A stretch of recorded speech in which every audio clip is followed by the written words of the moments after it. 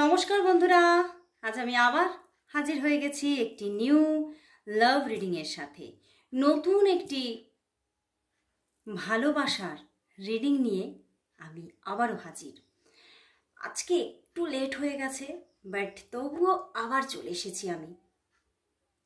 আজ দেখব আপনার যিনি ভালোবাসার মানুষ আছেন তিনি আপনাকে নিয়ে আজ কি অনুভব করছেন, তার অনুভূতির মধ্যে কি কি চলছে, সে কতটা মিস করছে আপনাকে আজ সে কি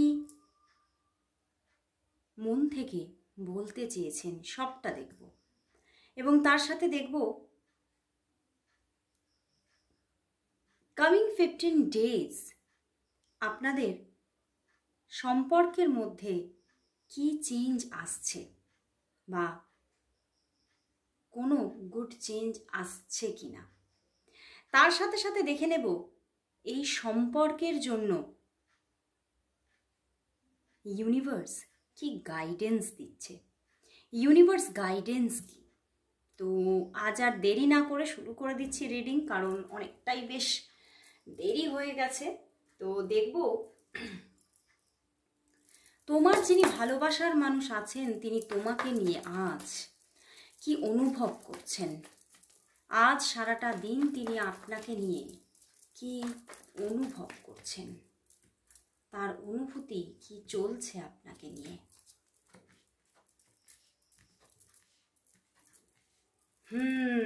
বন্ধুরা,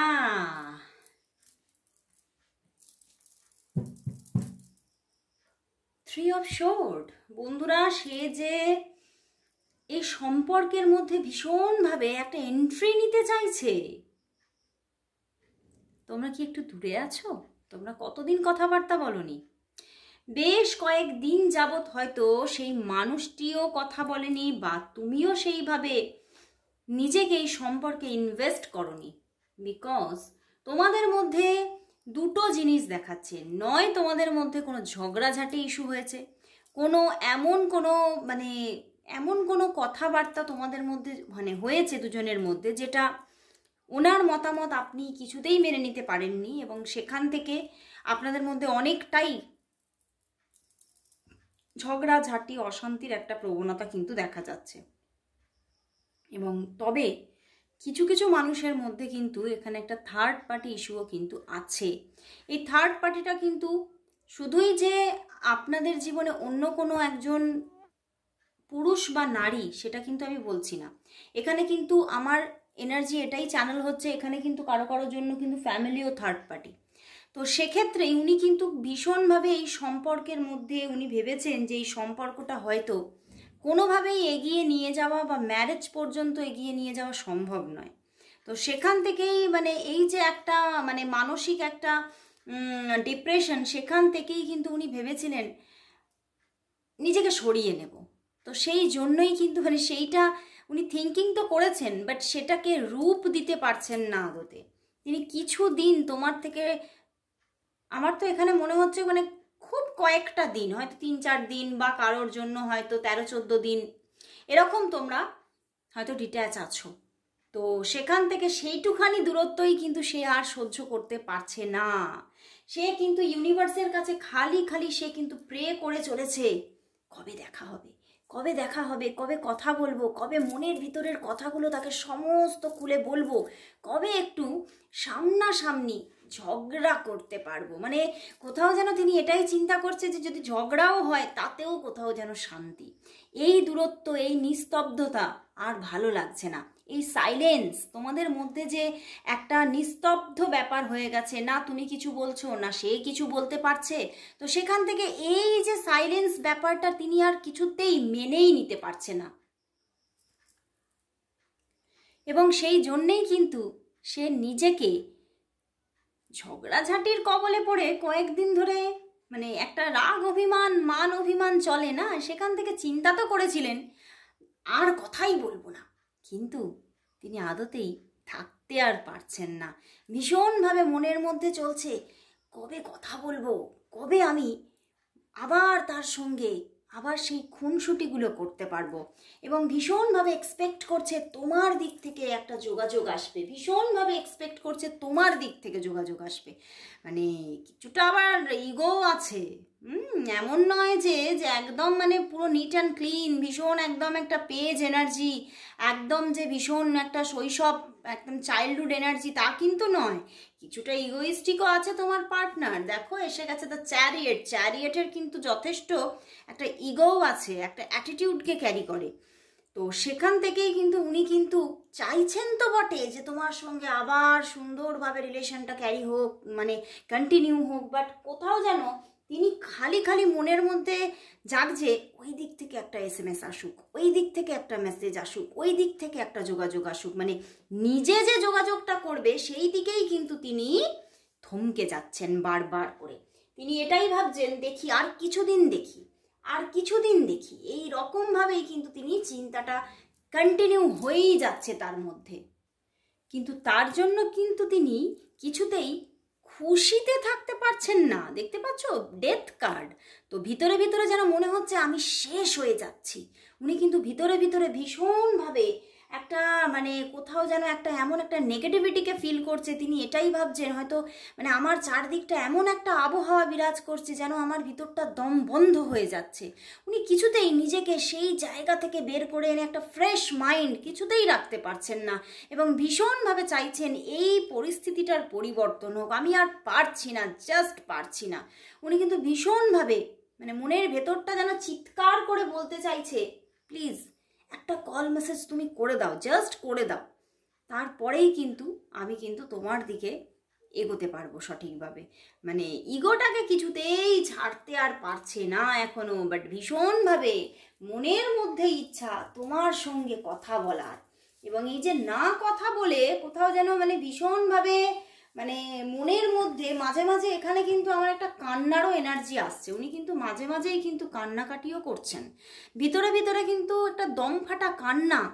তিনি যেন মানে না মানুষের সামনে সেই কান্নাটা দেখাতে পারছে না, উনি সেটাকে পুরোপুরি নিজের ভিতরে সংবরণ করতে পারছে। তো মাঝে মাঝেই কিন্তু হয়তো চোখের কোলে কিছুটা জল এসেই পড়ছে এবং সেই জায়গা থেকে উনি যে তরঙ্গটা ক্যারি করছেন সেখান থেকে তুমিও কিন্তু বাদ যাচ্ছ না, তুমিও কিন্তু কান্নাকাটি কিন্তু করছো। এটাই কিন্তু এনার্জি আমি পাচ্ছি। তো সেখান থেকে বন্ধুরা মানে দেখো 3 অফ সোর্ডের পেছনে কি এস অফ সোর্স, বুঝতে পেরেছো? মানে মাঝে মাঝে চিন্তা করছে আবার যে তাহলে কি আমি একটা ফোন মেসেজ করব, আবার চিন্তা করছে না আমি করব না, ও করুক। মানে কিরকম একটা মানে দুরকমের চিন্তা ভাবনা তার মধ্যে কিন্তু আজকে সারাটা দিন ধরে মানে নিজের কাজের মধ্যে এঙ্গেজ আছেন একদমই। মানে এখানে আরও একটা এনার্জি, মানে উনি কিন্তু যথেষ্ট কেরিয়ারিস্টিক এবং কেরিয়ার ফোকাসড। তো সেক্ষেত্রে নিজের যে কাজকর্ম, নিত্য দৈনন্দিন যে কাজকর্ম, সেখানেও কিন্তু উনি নিজেকে সঠিকভাবেই কিন্তু একদম একদম যথেষ্ট একটা মানে যা যা সেখানে একদম প্ল্যানিংয়ের মাধ্যমে চলা উচিত, একটা সঠিক স্ট্রাকচারে তিনি এগিয়ে চলেছেন নিজের কেরিয়ারে। বাট কোথাও যেন মনের ভিতরটা হুহু করছে তোমার জন্য। উনি এটাই চিন্তা করছে যে আর কতদিন। উনি কিন্তু এইবারে একটা অপেক্ষার অবসান চাইছে, কিন্তু আবার মানে সবটা তোমার কাছ থেকে মানে ওনার মধ্যে যে এনার্জিটা চলছে আদতে তিনি তোমাকে দেখাতেও চাইছে না। উনি কিন্তু লুকিয়ে রাখতে চাইছেন, মানে দেখাবো না, আমার মধ্যে যে কষ্টটা হচ্ছে আদতে সেটা আমি কোথাও দেখাবো না। মানে একটু মানে চাইল্ডহুড এনার্জি মানে আবার কিছুটা আমি পাচ্ছিও। মানে এখানে দু রকমের মানুষ আছে, কিছু মানুষের মধ্যে মানে চাইল্ডহুড এনার্জিটা একটু কম আছে, আর কিছু মানুষের মধ্যে অল্প বিস্তর হলেও কিছু চাইল্ডিশ এনার্জি আছে। তো এটা কিছুটা চাইল্ডিশ এনার্জির মতোই, তাই না? মানে ইচ্ছাও করছে আবার করবও না, এটাও একটা কিন্তু শৈশব মানে একটা কি বলবো একটা মানে শিশুদের মতো একটা আচরণ, তাই না? সেটাই কিন্তু আমার এনার্জি আসছে। তো এবারে আমি দেখব কামিং 15 ডেজের মধ্যে তোমাদের মধ্যে এই যে নো কন্ট্যাক্টটা চলছে এটা কি শেষ হবে? আদতেই কি একটা গুড চেঞ্জেস আসবে? যোগাযোগ কি হয়ে যাবে? সেটাই দেখব কামিং 15 ডেজ। তোমাদের দুজনের এই রিলেশনশিপের মধ্যে কি গুড চেঞ্জেস নিয়ে আসছে দেখি তাহলে। কামিং 15 ডেজের মধ্যে তোমাদের এই রিলেশনশিপের মধ্যে কি গুড চেঞ্জেস আসছে, কি গুড চেঞ্জেস আসছে, কি গুড চেঞ্জেস আসছে দেখি। কি অবস্থা, 10 অফ সোর্ড। ওরে বাবা বন্ধুরা, ব্যালেন্স আসছে একদম।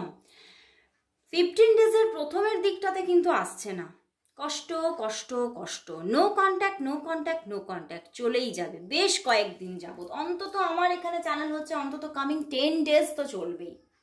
বাট দেখো 1-1 কম্বিনেশন, কষ্টের জায়গা থেকেই কিন্তু একটা নিউ স্টার্টিং কিন্তু আবারও আসছে, একটা ব্যালেন্স পজিশন কিন্তু আবারও আসছে, বাট টাইম লাগছে। 10 ডেজ পর্যন্ত তোমাদের মধ্যে কিন্তু কোনো রকম কোনো কমিউনিকেশন হয়তো থাকছে না। এই যে কষ্টের একটা মহল তোমার দিকে তার দিকে সবটাই চলতেই থাকছে, কিছুতেই না উনি এই নিজের সমস্ত আবরণটাকে খোলসটাকে খুলে বেরিয়ে আসতেও পারছে না, আবার তুমিও কিন্তু নিজের সেই ঘেরাটোপটা থেকে বেরিয়ে তার দিকে কিন্তু এগোতেও পারছো না। তো সেখান থেকে নো কন্ট্যাক্ট জোনটা থেকে বেরোনোটা খুব মুশকিল। এবং যদিও তোমাদের মধ্যে কন্ট্যাক্ট এসে যায়, এখানে প্রচুর মানুষ দেখছো, তো সেক্ষেত্রে প্রচুর মানুষের মধ্যে কিন্তু কিছু মানুষের মধ্যে যদি যোগাযোগ এসে যায় তাহলে কিন্তু ঝগড়াঝাটি অনিবার্য ঝগড়াঝাটি হবে, এবং আবারও বেশ কয়েকদিন যাবত আবার কথাবার্তা অফ। বাট ইউনিভার্স বলছে ব্যালেন্স আসছে, একটু অপেক্ষা করো। আর এখানে কিন্তু কোথাও যেন ইউনিভার্সের কাছে নিজেকে সারেন্ডার করার এনার্জি আছে, যে তোমার মধ্যে দেখো এক হাতে তো কখনো কিছু হয় না, একার দিক থেকে কখনো কিছু হয় না, তো সে তোমার দিক থেকেও হয়তো কিছু প্রবলেম আছে, তার দিক থেকেও আছে, তো তোমাদের দুজনকেই বলছে যে নিজেকে সারেন্ডার করো ইউনিভার্সের কাছে, ইউনিভার্সকে জানাও যে হ্যাঁ হয়তো আমার দিক থেকেও কিছু ভুল ছিল, হয়তো আমিও এই ভুলটা করেছি, প্লিজ ক্ষমা করে দাও আর মানুষটাকে আমার জীবনে ফিরিয়ে দাও। তাহলেই দেখবে তোমাদের এই যে রিলেশনশিপটা যেটা অনেকটা প্রবলেমেটিক জোনে চলে গেছে, সেই জায়গা থেকে কিন্তু একটা রিইউনিয়ন জায়গা কিন্তু আসবে, মানে আবার একটা মানে আবার লাইভ হতে থাকবে, মানে যেটা প্রায় মৃতপ্রায় হয়ে যাচ্ছে রিলেশনটা, সেটা কিন্তু আবার জীবিত হবে, আবার একটা যোগাযোগ, আবার একটা প্রথমে হয়তো দুজনের মধ্যে কথাবার্তা হবে ঠেলাঠেলির মতো, বুঝতে পেরেছো, তুমিও কথা বলবে, আবার মানে সেও হয়তো তুমি কথা বললে, হয়তো কিছু কথা বললে সে হয়তো একটুখানি মানে তোমাকে একটা মানে আঘাত দিয়ে কথা বলা এরকম বলবে, বা তুমিও তাকে আঘাত দিয়ে কথা বলবে, বাট সেই রকম কিছুদিন কন্টিনিউ হতে হতে একটা ব্যালেন্স পজিশন কিন্তু আসছে, আবার সেই সুন্দর যে তোমাদের মধ্যে ভালোবাসার জায়গাটা ছিল সেটা আবারও কিন্তু তৈরি হতে চলেছে। তো ভীষণ সুন্দর একটা গুড চেঞ্জেস কিন্তু আসছে, বাট আফটার 10 ডেজ। তো এবারে দেখবো বন্ধুরা তাহলে এই রিলেশনশিপটার জন্য ইউনিভার্স কি গাইডেন্স দিচ্ছে, ইউনিভার্স কি গাইডেন্স দিচ্ছে এই রিলেশনশিপটার জন্য, এই রিলেশনশিপটার জন্য ইউনিভার্স কি গাইডেন্স দিচ্ছে, এই রিলেশনশিপটার জন্য ইউনিভার্স কি গাইডেন্স দিচ্ছে দেখি।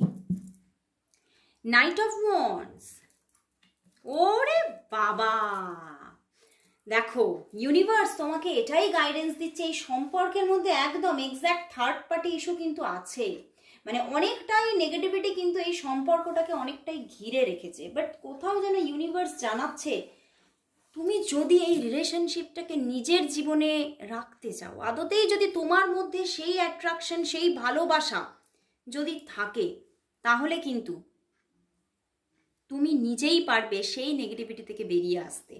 এই নেগেটিভিটিটাকে তোমাকেই ইরেজ করতে হবে তোমার মনের পাওয়ার দিয়ে, তোমার মনের ভালোবাসার স্ট্রেংথ দিয়ে। তো যদি তোমার মধ্যে সেই স্ট্রেংথ থাকে তাহলে কিন্তু এই রিলেশনশিপের মধ্যে আবার একটা সুন্দর রিইউনিয়ন, একটা মানে ভীষণ একটা স্ট্রেংথ পজিশন কিন্তু আবার তৈরি হবে, ভীষণ আবারও কিন্তু একটা স্ট্রং রিলেশনশিপ বন্ডিং কিন্তু তোমাদের মধ্যে তৈরি হবে। তো প্রবলেম আছে, অবশ্যই আছে প্রবলেম, বাট প্রচুর বাধাও আছে সম্পর্কটার মধ্যে। আমি বারবারই দেখছি প্রচুর বাধার একটা যোগ দেখাচ্ছে, বাট ইউনিভার্স বলছে তোমার মধ্যে যদি সেই ভালোবাসার সেই পিওরিটি থাকে তাহলে অবশ্যই ম্যানিফেস্ট করো সেই মানুষটিকে। গাইডেন্স এটাই যে ম্যানিফেস্ট করতে থাকো এবং নিজেকে, আমি আগেও বললাম, নিজেকে সারেন্ডার করো ইউনিভার্সের কাছে। অবশ্যই ইউনিভার্স এই রিলেশনশিপের মধ্যে আবার রিইউনিয়ন নিয়ে আসবে, অবশ্যই নিয়ে আসবে।